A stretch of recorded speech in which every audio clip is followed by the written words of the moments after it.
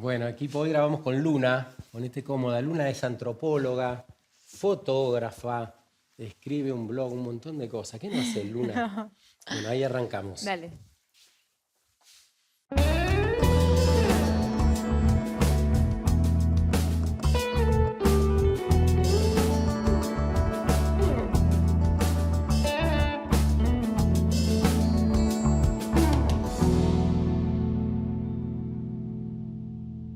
Hay muchas personas que tienen la fortuna de crecer bajo un árbol.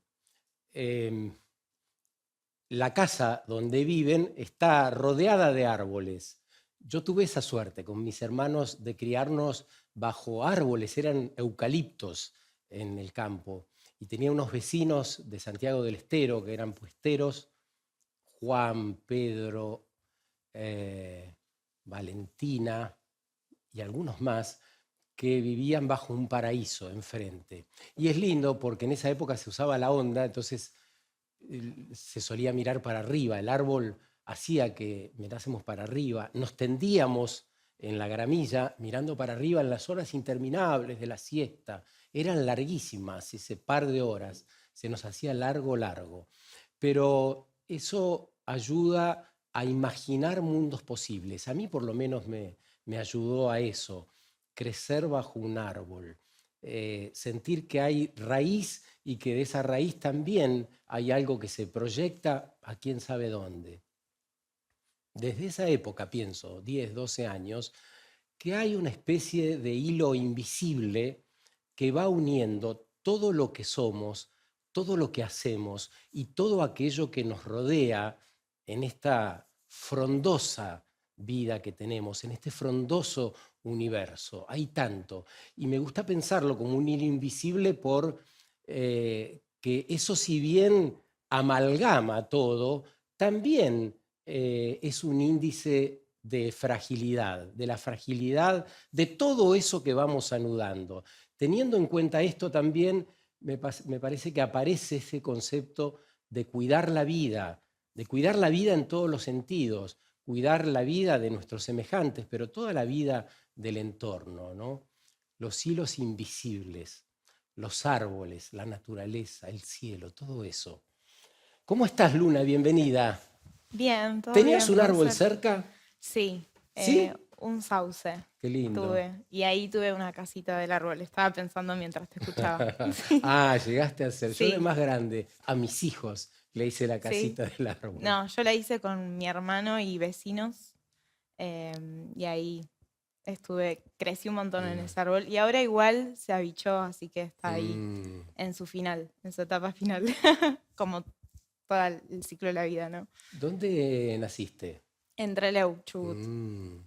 Cerca, siempre que digo Chubut, la gente imagina que vivo en la montaña, pero no, del Mm. otro lado, cerca del mar, más en el valle, en el O río. sea que podemos imaginar que sos un poco hija del viento, ¿no? Sí, Mucho viento, ahí sí, eso sí, sí. muchísimo viento. Mm. ¿Sos creyente? ¿De qué es esa medallita que tenés? La Virgen Niña. Ujú. Me la regaló mi abuela cuando tomé la comunión y la dejé de usar a mis 16 años, 17 años, Mm. y cuando falleció volví a colgármela. Mm. Pero sí. Y ahora me estoy volviendo a reencontrar con la fe y con esas raíces que responden más en buscar tipo el pasado de mi familia, en qué creían mis abuelos. Y bueno, y mi abuela Ubi era muy creyente, Mm. em, de Catamarca, los dos, y más que todo de la Virgen que aparece ahí en el valle de Sí. Catamarca. Sí. Que no conozco todavía, quiero ir, pero sí. ¿Qué crees que vas a encontrar en esos ancestros? Em, no, creo que no lo sé. Cosas claras no. Siempre siento que cuando uno más busca, se encuentra con más confusión, quizás, con un híbrido de cosas. Pero lo que más me va a dejar tranquila es por lo menos intentar y buscar quiénes, qué hicieron, qué hacían, Ujú. de dónde venían y demás. Soy antropóloga y creo que mi deseo al empezar la carrera de antropología fue eso, como buscar de dónde vengo y no quedarme quizás con la parte más del linaje europeo, de la Mm, parte materna, que es italiano y que lo sé, ujú. sino también del otro lado de la parte paterna, que es full nativa de acá. Eso, creo que el de dónde venimos, más allá de lo que decís, que somos algunos de Italia, de España, diferentes lugares, ¿no? Argentina tiene de muchos lugares del mundo.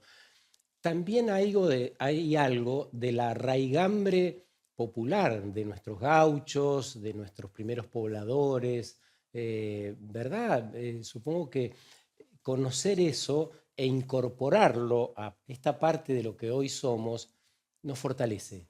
Sí, y a entender eso, que somos un híbrido, que creo que quienes nacimos en esta patria o en esta tierra, eh, no somos solo de los barcos, como esa idea que Ujú. nos hicieron creer. Mm, Si agarramos la muestra de ADN mitocondrial, por ejemplo, que es donde están ahí las respuestas de dónde venimos, es mitad indígena y mitad de mm. otros continentes. Y pasa con todos los países latinoamericanos, digamos, de acá, de la ¿Por qué región y crees alrededor. que negamos, especialmente en Argentina, esa raíz indígena? Y quizás nuestra historia del colonialismo hubo como una mirada al principio, ¿no? De los primeros quizás manuales de estudio en los programas educativos, eran más que todo como una mirada romántica de cuando llegó Colón a Mm, estas tierras y demás, que me acuerdo que cuando era chiquita era como algo romántico en los sí, actos, el sí, niño que sí. actuaba de Hacer Colón, las carabelas. exacto, y demás. Pero después, con los años, yo creo que las preguntas empezaron a surgir y nos dimos cuenta que antes de Colón había una historia Mm, de hace 12.000 años de personas que habitaron este continente y y bueno, y que eran distintas formas de vida, de cómo se relacionaban con el ambiente, sus costumbres, sus prácticas religiosas y demás, como una diversidad.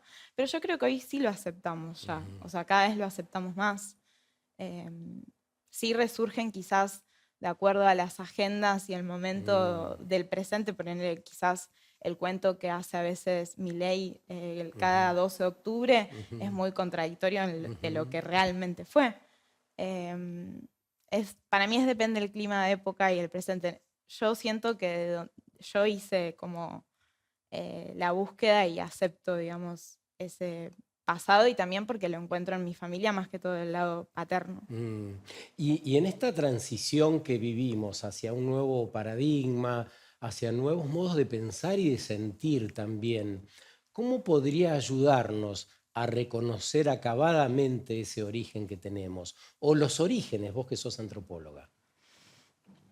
Yo creo que una buena forma es empezar a nombrar lo que no sabemos.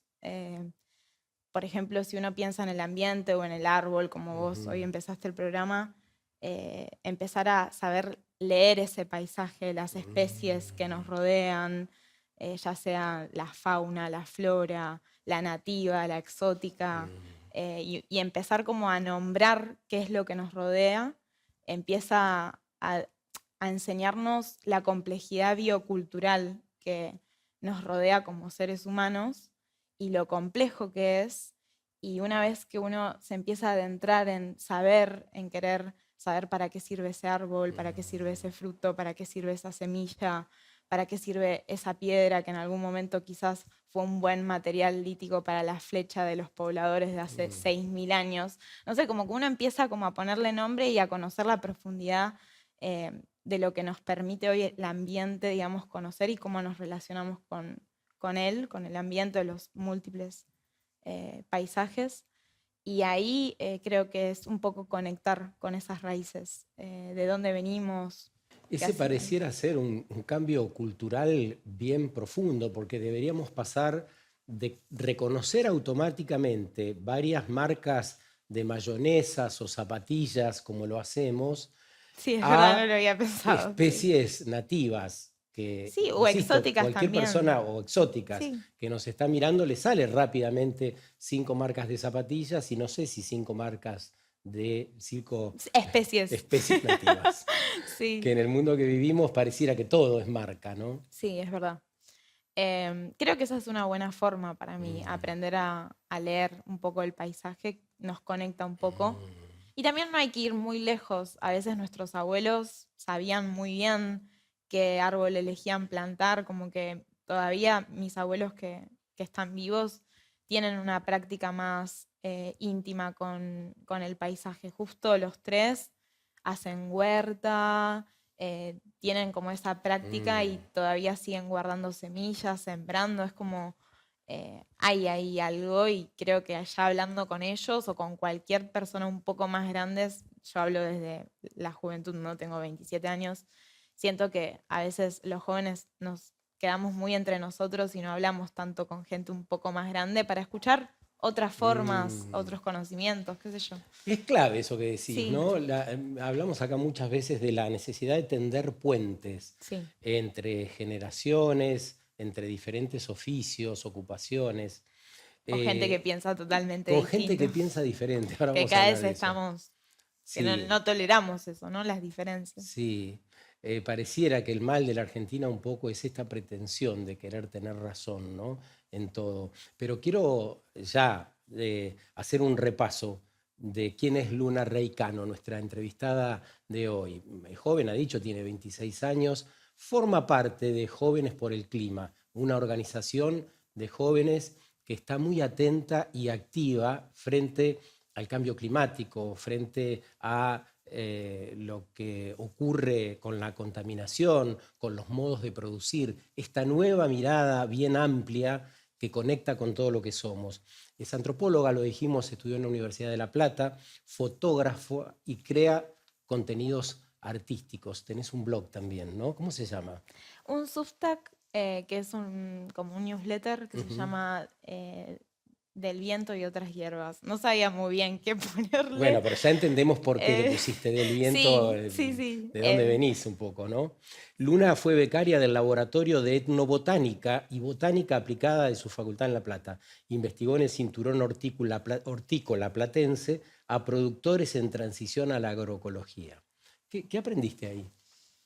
Em, lo que, desde ese laboratorio, lo que se buscaba en esa región del cinturón hortícola platense era ver los procesos de agrodiversidad, porque los productores que transicionan a la agroecología eh, de repente incorporan a sus cultivos muchas especies de cultivos, porque de eso se trata la agroecología, tener una diversidad de cultivos, ¿Por qué? para Para poder, contrapesar, ¿no? Contalo vos, sí, ¿cómo para es? poder favorecer a un equilibrio Natural. natural, ecosistémico, que hace que haya una relación entre distintas especies, básicamente. Es lo que es hoy Claro. el ecosistema. Un ecosistema es muchas especies relacionándose entre sí y la agroecología busca poder sostener eso. ¿Y qué pasa en lo que es contrario a la agroecología? Son monocultivos de una sola especie botánica y ahí se alteran esas relaciones ecosistémicas. El modelo de producción establecido en la región, pero en la Argentina en particular,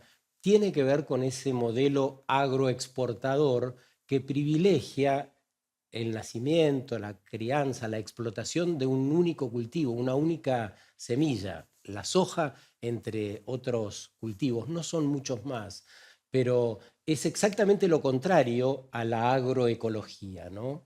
Y pareciera como más orgánico, más natural, más acorde a todo lo que nos rodea y a lo que somos, a nuestra esencia, esta idea de seguir buscando el equilibrio, ¿no? Sí, ¿Qué tal nos cual. hizo desviar de eso, que parece tan razonable? No puedo tener, yo creo, la respuesta ¿Qué sentís? definitiva, pero sí, lo tengo que trasladar a los cultivos y al modelo el modelo agroexportador es la razón. Necesitamos sostenernos como país y para sostenernos como país necesitamos de commodities y hoy Argentina depende principalmente de las commodities que se generan en las tierras de cultivos, que es la soja, que es el cultivo que más exportamos a otros países y nos dan divisas y hoy gracias a esas divisas podemos sostener Qué palabra este país. antipática, commodities, ¿no? ¿Lo podrías explicar de un modo más llano?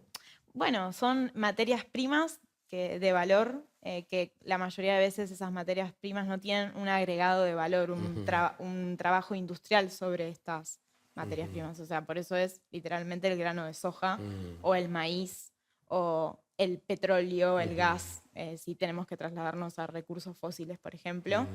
No es un auto, un celular, un chip de litio, es tipo el litio, un ejemplo, ¿no? Ahora minería, lo exportamos en bruto, digamos, al litio en sí, no le agregamos valor. Eso sería la commodity. No quisiera simplificar, pero podríamos decir que estamos como hace cientos y cientos de años que tirábamos las semillas, ya no al voleo, sino en grandes maquinarias, esperábamos que eso crezca, se cosecha y se exporta sin ningún otro valor agregado, como si nosotros, las personas que vivimos acá, no tuviésemos otras capacidades, ¿no? Las tenemos y tenemos un montón.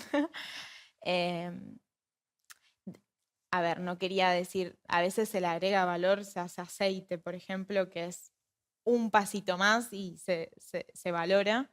Pero sí, de alguna manera ese modelo sigue como continuando Imperando. un modelo colonial, porque es lo Mm. mismo que pasó cuando llegaron los europeos y encontraron todas las materias primas que teníamos y se las llevaban en los barcos. Es medio lo mismo, seguimos como eh, continuando, pareciera ese legado que nos impusieron por ser un país latinoamericano del sur global, básicamente, y nos pasa a nosotros y a otros países también.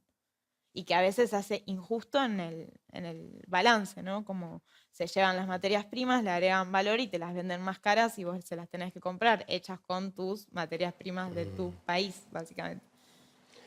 ¿Qué proyectos se te ocurren? ¿Qué proyectos tenés en lo particular frente a un país que nos alberga, que tiene esta estructura tan básica y cerrada de producción? ¿Dónde encontrás endijas para mirar?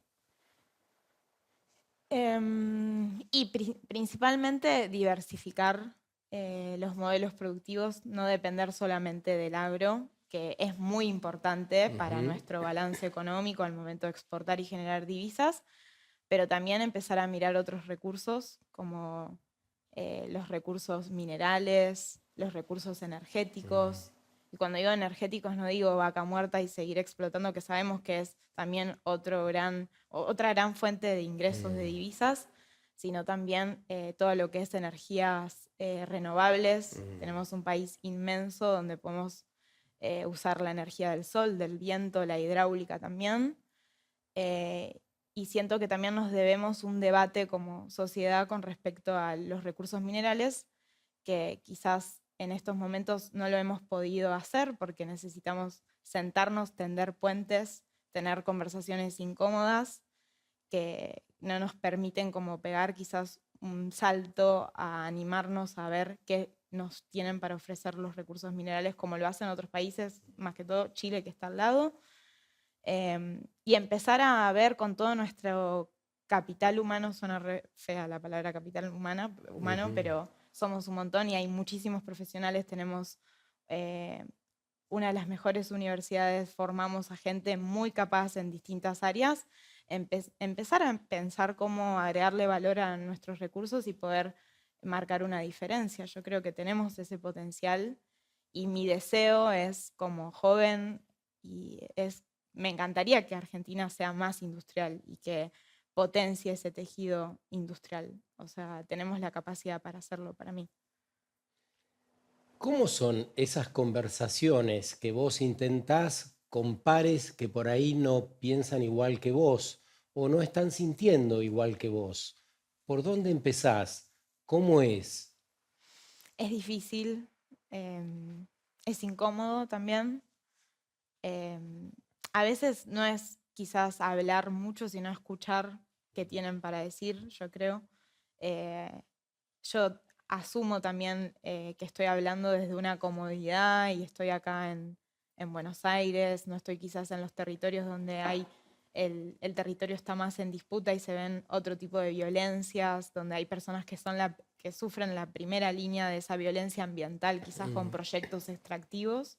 En estos momentos se me viene la minería a la mente, que sé que eso sucede, no voy a ignorar que hay comunidades que no son escuchadas, que las violentan y demás.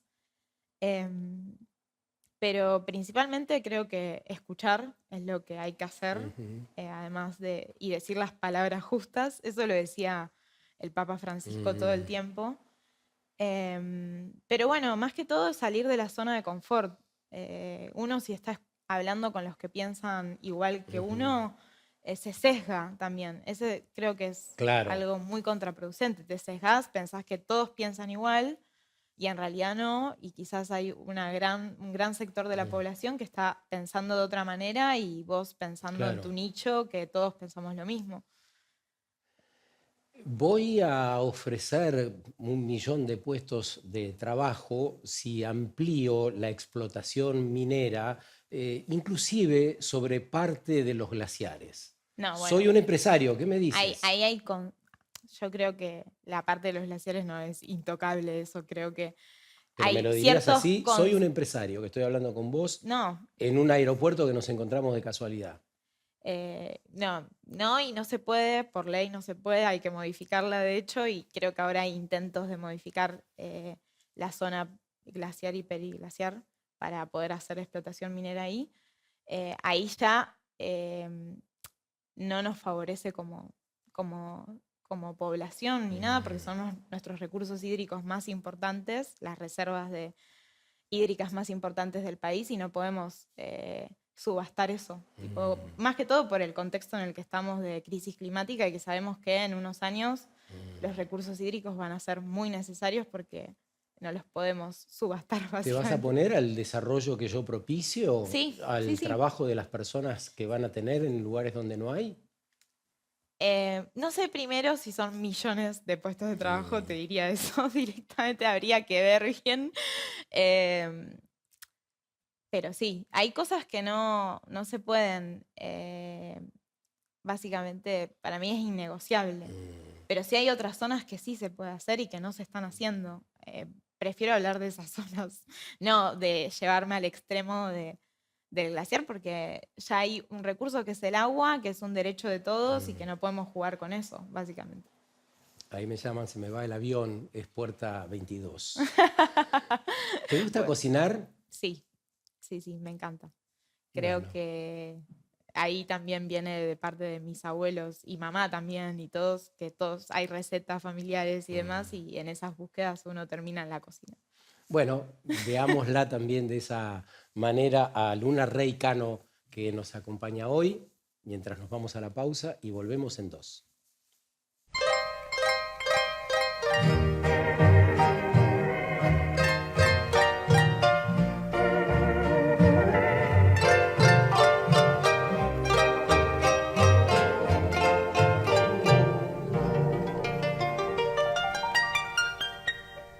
Uy, qué rico es eso.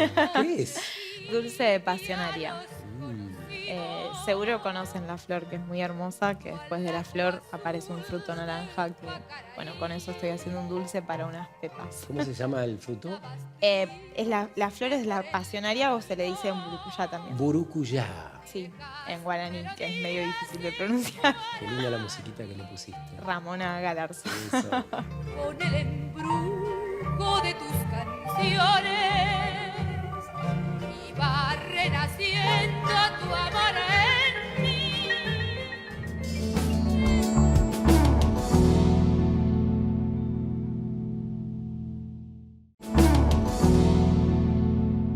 Bueno, seguimos en conversación con Luna Rey Cano, que es antropóloga. Nos contó de sus intereses, de la necesidad de tender puentes, de cómo nos cuesta disentir, y dijo algo que es interesante, me parece, para rescatar, después de haber escuchado el primer bloque: la necesidad de escucharnos. Una vez más aparece esta necesidad de poder escucharnos entre personas que pensamos diferente o sentimos diferente. ¿Cómo ves desde acá el escenario internacional, el mundo que vivimos? ¿Te gusta ese mundo? ¿Aspirás a cambiar también a ese mundo? ¿Qué sentís? Em, no puedo decir si me gusta o no, porque no Ujú. conozco otros mundos, digamos, donde se ¿Pero pueda ves vivir. televisión o ves Sí, redes? y no me gusta lo que está pasando Mm, quizás en muchos... hay mucho conflicto, estamos en un presente en mm, crisis, eso no lo mm, podemos negar, pero también siento que la narrativa de cómo vemos el futuro está medio monopolizada por narrativas catastróficas, mm, colapsistas, pesimistas, que un poco me aburren porque no me permiten proyectar un horizonte, que es lo que yo busco. Quiero un mm, horizonte habitable donde poder vivir. Me gusta mucho lo que dice Donna Haraway, que es filósofa, que busca siempre en su obra aprender a vivir en este planeta herido, además de aprender a vivir, morir en este planeta herido y cómo hacer que vivir y morir sea bien. Y bueno, y esas narrativas quizás más colapsistas no me ayudan a mm. proyectar. Sé que estamos en un presente crisis, pero busco la manera de, una pulsión de ver cómo poder Mm, mejorar este presente y tener un horizonte que sea habitable, mm. básicamente. ¿Qué implicaría una narrativa en contrario a esa narrativa colapsista? Es re difícil imaginarla. Por esto Mm, de que te digo, es como estamos inundados de imágenes, de posibilidades, viste más. La otra vez fui al cine y mm, antes de la película pasan un montón, viste, de trailers de otras películas. Súper violento todo. Quedamos con claro. mis amigos, dijimos, che, rarísimo, todas las películas como que se ve que está vendiendo hoy el terror, la violencia, las armas y como un colapso del fin del mundo en el cual viven unos pocos y mueren todos. Mm, Qué difícil imaginar otra forma, ¿no? Como a mí me cuesta todavía claro. imaginar cómo podría ser. Yo creo que un poco podría ser medio de lo que veníamos hablando antes, de empezar a habitar nuestros territorios, Mm, paisajes, integrando ese ecosistema, no solamente entre humanos, sino como algo más multiespecies, que lo habla Donna, es un montón. Hacer parientes no implica solamente entre humanos, sino también con las especies que nos rodean. Creo que eso sería vivir bien todos. Esa po- sería una buena forma. No me imagino cómo, pero bueno, esa sería una buena forma. ¿Podrías desarrollar, ampliar un poquito más esta idea de hacer parientes? Justo responde un poco a una entrega que salió hoy desde mi newsletter que la escribí con una amiga que se llama Mercedes Pombo, que agarramos esta frase de Donna Haraway que dice hacer parientes y no bebés, Mm, en respuesta a las tasas bajas de natalidad que asustan cada vez más a los países europeos o a la América Blanca, a Estados Unidos y demás. Em, y en el hacer parientes es más allá de lo sanguíneo, más allá de esa idea de pariente entre familias nada más, ¿no? mm, Como hacer parientes a los migrantes climáticos o migrantes de otros mm, países, más allá de nuestras fronteras, ¿no? Que entendemos como Estado-nación, como que encontramos ahí una posibilidad de comprender quizás a la migración no como una amenaza, sino como una nueva forma de habitar y que es algo que se va a dar porque cada vez más personas se ven forzadas a salir de sus territorios por condiciones ujú, climáticas. De hecho, en esta entrega citábamos un estudio que en 2021 hubo 1,7 millones de personas en América que tuvieron que migrar por cuestiones mm, ambientales y que se estiman que para 2050 sean 17 millones. ¿Y qué vemos hoy en día? ¿Qué están haciendo los estados con respecto a la migración? Y tienen políticas mm, que son de país cerrado, de forzar, sí. digamos, endurecer esas fronteras y pretender disuadir, digamos, cualquier migración o Mm, cualquier movimiento humano, que cada vez van a ser más, y que también hay una paradoja de eso, ¿no? Porque los países que cada vez están más preocupados por sus tasas de natalidad, que son países envejecidos, ujú, eh, tienen estas políticas mucho más crudas de la migración y lo cual está demostrado que un país sin movimiento es peor para las ciudades envejecidas. O sea, mm, necesitas de ese movimiento de esas personas nuevas para volver a habitar. Y quizás eso haría que se dejen de preocupar por esas tasas de natalidad bajas. Más allá de lo que decís y lo que escribís sobre esto, ¿cómo haces parientes en la Argentina? ¿Cómo es tu modo de hacer parientes con bolivianos, peruanos, venezolanos, rusos? Hay tantos... O mismos tus vecinos de tu edificio, que uno vive en su departamento, en una, ya sea una torre que tenga 8 Sí, sí. departamentos por piso, y no sabemos quién vive al lado.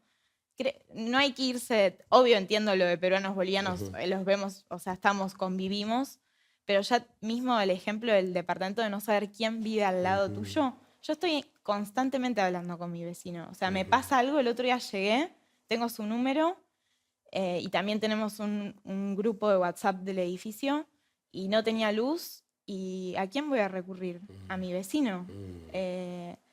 Y le pregunté, ¿tenés luz? No, sí tengo, vos no, bueno, voy a ir a la sala de medidores a ver si está todo bien. Y me resolvieron. Creo que eso es hacer, o sea, el día que yo te necesito, estás, el día que me necesitas mañana, estoy. Después es yendo a lugares de encuentro, como salir un poco quizás de las 8 horas diarias de pantalla que tenemos la mayoría, o mis generaciones, entre 8 siempre hablamos con mis amigos a ver cuántas horas de pantalla tuviste hoy, viste que el celu te lo cuenta. Bueno, tuve 8 horas, es un montón. ¿Qué hiciste 8 horas en la pantalla? Podrías haber salido, ir a la plaza, tomar algo, qué sé yo. Creo que esa es la forma de seguir potenciando encuentros con otros y hacer comunidad. Lo rico que es eso, ¿no? Hacer comunidad, tribu, conocer otras culturas, la comida de Venezuela, por ejemplo. Hace poco estuve en un encuentro con venezolanos que hacen una vez por año. Y es hermoso el baile, la comida, los sabores, la fortaleza que tiene cada pueblo, cada cultura. Sí. La fortaleza que trae cada uno, ¿no? Y que todo eso mezclado, como vos mezclabas en tu receta, la que vimos hace un rato, se potencia y hace otros sabores. Es riquísimo. Vamos a seguir conociendo a Luna con otra de sus intervenciones públicas.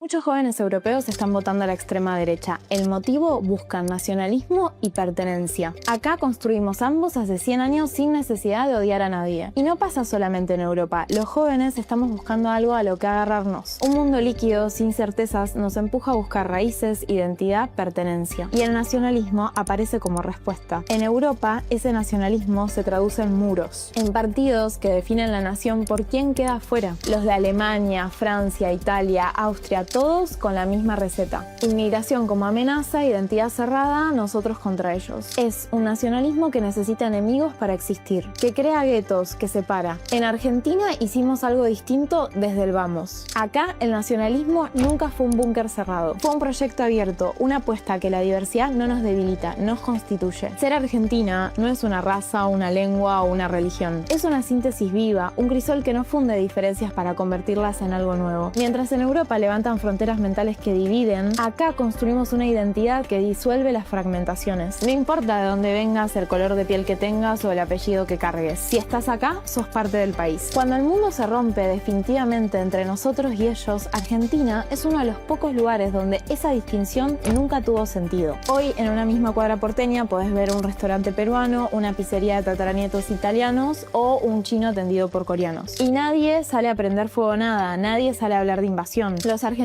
somos la única respuesta para el mundo que viene. Ese es nuestro nacionalismo y es lo más lindo que tenemos. ¿Es tan así? ¿Somos tan abiertos y tolerantes? Siento que el clima de época nos está haciendo perder esa capacidad que quizás teníamos como país de ser abiertos y de recibir y de ser un país que aloja a quien quiera vivir, como lo dice nuestra Constitución, que cualquier persona que venga a habitar el territorio argentino tiene los derechos. Siento que eso se está perdiendo y creo que es parte del clima de época y de pensar que lo de afuera es una amenaza y que también siento que justamente venimos de una tendencia global hacia la derecha, un poco ahí en el video se ve, ¿no? Los jóvenes votan eso también, son los partidos que suelen ganar. Pero acá es lo que pasa Y que- igual, acá pasa lo mismo. En el video yo veo como que hay Sí. un mundo que es el europeo donde impera la derecha y sí. esta intolerancia, y yo salgo a la calle y veo que esto está pasando en mi país. Las personas que ven este programa seguramente sienten igual, ¿no? No, y yo también lo veo, o sea, cada vez estamos siendo menos tolerantes. A mí lo que me preocupa también es como que estamos importando una preocupación que antes no era nuestra. La estamos haciendo propia, creemos que nos puede pasar y que si nos pasa es lo peor que nos puede pasar y que podemos perder la identidad nacional. De hecho, en el video me han comentado Cuando decís lo que nos pasa es Sí. si hubiese una ola Exacto, de sí. inmigrantes. Que nos van a invadir, medio que Trump cuando gana dice eso, voy a cortar con las invasiones porque nos van a sustituir. Claro, ¿A claro. quién? Creo que hay como una fantasía. Ahora puedo entender mejor. Y el video sí. quiere decir que si vienen, por el contrario, este es un lugar de oportunidades y que ahí siempre se lo arma fue. la trama. Claro. Argentina o sea, tiene toda una historia, obviamente, de antes de la llegada de los barcos. Creo que empezamos hoy hablando de eso. Somos un híbrido y siempre se pudo como convivir con lo distinto. O sea, eso de la misma cuadra sucede y nadie se siente amenazado. Pero a mí me preocupa que cada vez más personas crean que sí, que esto puede ser una potencial amenaza y por lo tanto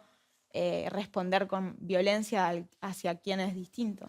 El Papa, a quien citaste en la encíclica Laudato Si, nos propone a todos los sectores y a todas las personas una profunda interpelación.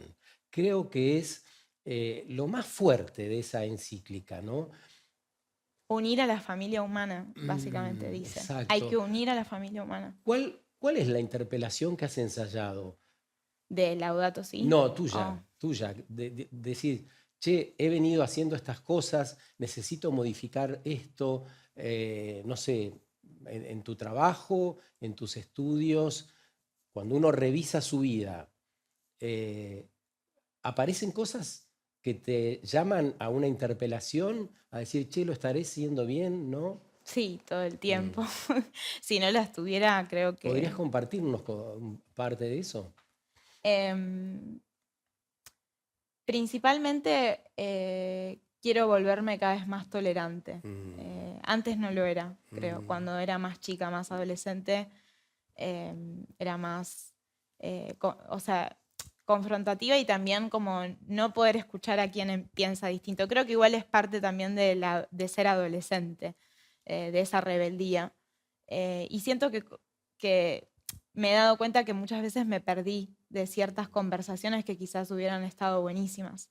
Por ejemplo, al principio hablamos de mi abuela, pero mi abuela era muy creyente y yo quizás en mis 15, 16 años, que me definí como una persona feminista, empecé a sentir que la iglesia quizás no era, o la fe no era lo mejor, entonces dejé de lado eso y dejé de hablar con mi abuela sobre eso y siento que hoy perdí quizás información que me gustaría haber hablado con ella. Entonces, a partir de eso, digo, ¿quiénes están vivos, mis otros abuelos, a hablar de esas cosas, de qué los moviliza, por qué creen? Porque para mí también eso es muy importante, creer en algo. Hay parte de la juventud que es como que no cree en nada, y creo que el no creer en nada es un gran tiro en el pie, es como que no puedes proyectar si no crees en nada, ¿no? Si no sentís o no crees en el sentido de trascendencia o de que lo que yo hago puede dejar algo mínimo, siento que eso es como que perdés la pulsión de la vida, ¿Y qué te básicamente. hizo reconciliar con la fe? Bueno, principalmente cuando fallece mi abuela, querer como respetar eso. Y después, en esa entrevista donde el Papa Francisco dice, no reniegues con tus abuelos, con tus raíces. Y creo que eso refleja. Está bueno lo que decís. Francisco, concretamente, operó Sí. desde algún lugar en tu corazón, ¿no? Laudato Si me llega cuando lo publica, que creo que es 2015. Y fue como, no, ¿qué voy a leer esto, no? Y como que algunos amigos sí lo leyeron. me decían, che, está bueno esto. De repente ve esta diferencia entre sur, norte, global, en que las responsabilidades son comunes, pero diferenciadas. Finalmente te metiste a leer. Sí, sí, y ahí lo tuve que leer y decir, che, está buenísimo. Y de hecho, como que lo agarro y a veces lo leo, es algo chiquitito, se puede leer en un día, y encuentro más cosas distintas a cosas que había leído antes, como que cada vez encuentro otros sentidos. Ahora me quedó mucho lo de volver a unir a la familia humana. Antes eso no No te resonaba. no me había resonado, y hoy sí me resuena eso, y siento que hay muchísimo ahí para seguir explorando de por qué hay que volver a unir a la familia humana. ¿Cuáles debieran ser los liderazgos necesarios? ¿Con qué deberían contar las personas que lideren proyectos de lo que sea? Empatía, solidaridad. ¿Qué se te ocurre que debe tener un líder? Escuchar. Estamos hablando de Francisco, un gran Sí. líder. Escuchar. No, yo creo que hoy escuchar es una herramienta política que todos deberían tener si uno quiere liderar algo, un proyecto o lo que sea, es saber escuchar y hablar menos. ¿Y vos qué te sentís? ¿Participás en organizaciones juveniles de diferentes tipos? ¿Activás? ¿Estás en la universidad? ¿Vas, venís, sacás fotos? Ya universidad no, sos? pero parte de un movimiento que quiere hacer algo, que quiere cambiar las cosas. ¿Y cuál es la importancia de sentirnos parte? Y una vez que te sentís parte y ves que tu preocupación, intereses, lo compartís con un colectivo de personas, sentís que quizás puede ser el cambio real, digamos. ¿Crees que hay edad para eso? No hay edad. No, para nada. ¿Cómo te imaginas el futuro que viene? ¿Una transición hacia dónde? No descuidando todo esto que hemos hablado, el contexto del mundo, lo que nos pasa acá, la falta de trabajo, el no encontrar modos de producción, el no encontrar el entusiasmo natural que nos conecte con el hacer. ¿Cómo imaginás ese futuro? Te veo optimista, te veo que no te enrolás del lado de las personas que piensan que esto va a colapsar mañana. Entonces, volviendo a esa idea de aprender a vivir en este presente en crisis, encontrar la forma de que sea habitable para todos, pensar más en vez de un bote salvavidas que nos saque, sino en esta nave tierra donde estamos todos y que quepamos todos. En ese bote está el peligro de que si empezamos a querer entrar todos se hunda. Y creo que ahí está la idea esta, ¿no? De la nave espacial o de irse de algunos pocos como multimillonarios que ya están viendo a dónde se pueden ir. Esa idea no. Y también que en ese aprender a vivir o esa transición a ese horizonte, por así decirlo, integre también el luto por las pérdidas que ya estamos atravesando, ecosistemas, especies que se extinguen, demás. Integrar ese luto que lo estamos viviendo, como no lo vamos a poder negar. O sea, hay cosas que se van a perder y que van a dejar de ser como las conocíamos y no podemos fingir demencia de que eso no sucede. O sea, creo que esa es la parte que más también me preocupa, que es perder la sensibilidad. Además de no estar escuchándonos, es como que cada vez somos menos sensibles en ese no escuchar. Eso implica el transitar el duelo, ¿no? Conectar, estar sensibilizados frente a esos múltiples duelos que citás, meternos en la escena. Yo siento que a veces esa avalancha del marketing invitándonos a consumir todo el tiempo de lo que sea, esta idea de producir inacabadamente, de hacer que nuestro tiempo sea útil y productivo y todas estas cosas, nos alejan de esos duelos, pero básicamente porque nos alejan del escenario, del estar, del presente, de lo que somos y lo que transitamos, ¿no? Sí, te permite no ver la complejidad de todo eso que vos dijiste hoy, el tejido social y las raíces y el debajo de la tierra, hace que no veas esas uniones que estamos todos de alguna manera deviene con, es como con otros. Todo el tiempo estamos amalgamándonos, es como imposible ser individuos solos por la vida, es como tenés gente que te rodea todo el tiempo, entonces creo que a veces cuando uno entra en esa de quizás una más individualista, va perdiendo esa sensibilidad de darse cuenta de qué cosas van cambiando. Sí. Dejanos una idea de final del micelio que va por abajo, que entrama por abajo. Contanos un poco de eso, casi como un cuentito de final. Sí, justo había dicho, había escrito sobre el micelio social, que se me ocurrió como esta idea de que se está como fragmentando, erosionando y que el micelio es como el cuerpo fructífero del hongo, que uno ve el hongo visualmente solo a veces, pero debajo del hongo hay una red que es infinita, que lo conecta con otros hongos, con otras raíces de otros árboles, Conecta a con la los mayoría de las nutrientes, plantas, ¿no? entre plantas, simbiosis, hay muchas relaciones que demuestran lo compleja que es la vida, básicamente, y que está todo unido con todo. Y eso pasa con los humanos sobre esta tierra todo el tiempo y hay que intentar que eso no se corte de alguna manera. Gracias, Luna, por este rato. De nada. Bueno, nos vemos una noche de estas, cuando tengan ganas. La idea de seguir pensándonos, estamos aquí en el medio, somos insignificantes frente al universo, frente a todo esto que nos rodea, frente al espacio que nos contiene. Somos insignificantes, pero no tanto, podemos hacer cosas. Si conectamos, como nos ha dicho Luna hoy, si podemos escucharnos, si aparece esta capacidad natural que tenemos de conversar.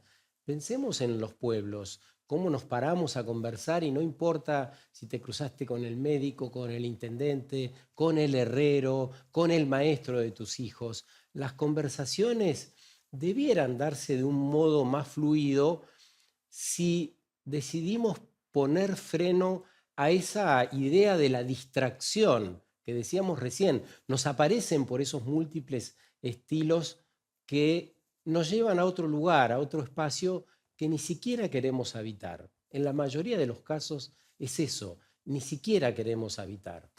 Bueno, sigamos pensando, sigamos conversando, sigamos intercambiando. Que la pasen muy bien, que tengan una buena noche.